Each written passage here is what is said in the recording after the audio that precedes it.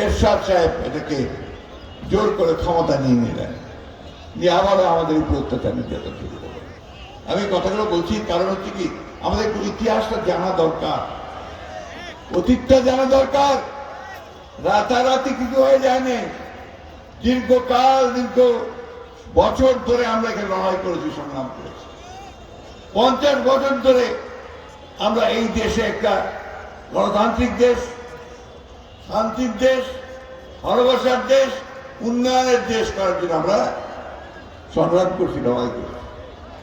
দুর্ভাগ্য আমাদের আওয়ামী লীগের হাতে যখন দ্বিতীয়বার ক্ষমতা আসলো 2008 সালে 9 সালে, তারপর আবার শুরু হলো অত্যাচার নির্যাতন নিপীড়ন। এবার একটু কায়দাটা ভিন্ন। এবার আর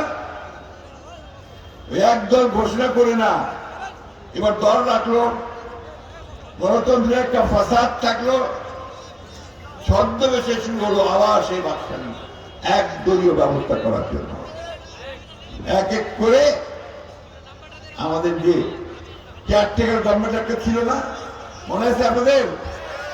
ভোটের সময় একটা নিরপেক্ষ সরকার থাকবে, ফলে আমরা সবাই ভোট দিতে পারবো, এখন ছিল না? আমরা 3 বার ওইটাতে ভোট দিচ্ছি, খুব ভালো ফলাফল পাইছি। দুঃখের কথা, আওয়ামী লীগ আসার পরে 2012 সালে সেই ব্যবস্থাটা বাদ দিয়ে দিল। ব্যবস্থা কি করলো, যে দলীয় সরকারের অধীনে নির্বাচন হবে, অর্থাৎ আওয়ামী লীগ ক্ষমতায় থাকবে আর নির্বাচন হবে, ভোট হবে। এখন শিয়াল যদি আপনার মুরগির খাতার মধ্যে ঢুকায় দেন, তাই তো করছে। আওয়ামী লীগ ঢুকছে আর কাউকে ভোট দিতে দেয় না, একাই সে রাজা হয়ে বেড়ে গেছে, তাই না? এবং আমরা 3 বার ভোট দিতে পারি না। আর আমাদের ছেলে তো ভোট দিয়ে দিয়েছে, এখনো দেয় না। ইয়াং ছেলে যারা আছে ভোট দিয়েছ, ভোট দিতে পারছো? গত 15 বছর ভোট দিছ, ভোট হয়েছে, কিন্তু 3 বার ভোট হয়েছে। আমাদের আওয়ামী লীগের ভাইরা তারা ভোটটা দিয়েছে, বলে দিয়েছে তোরা আসিবার দরকার নাই, নিজেই দিন। স্লোগান ছিল তখন,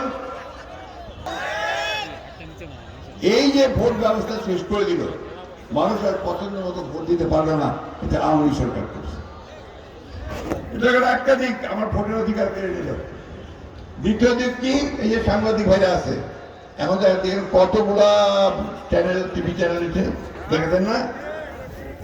ওইরকম আপনার পত্রিকা অনেক অনলাইন সব দাঁড়ায় গেছে, কিন্তু এরা কিন্তু তখন যা মনে করতো তা লিখতে পারতো না, যা সত্যটা লিখতে পারতো না।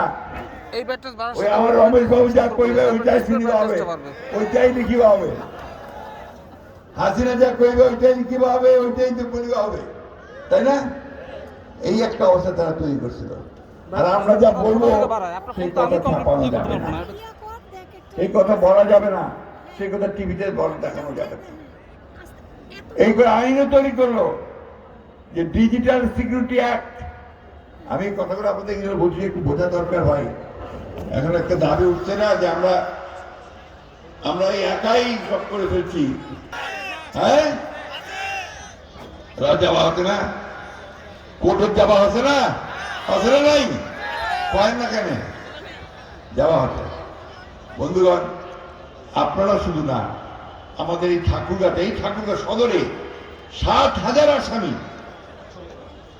আর 100-এর উপরে মামলা। আর সারা দেশে 60 লক্ষ মানুষের বিরুদ্ধে মামলা দিয়েছে আওয়ামী লীগ, 60 লক্ষ।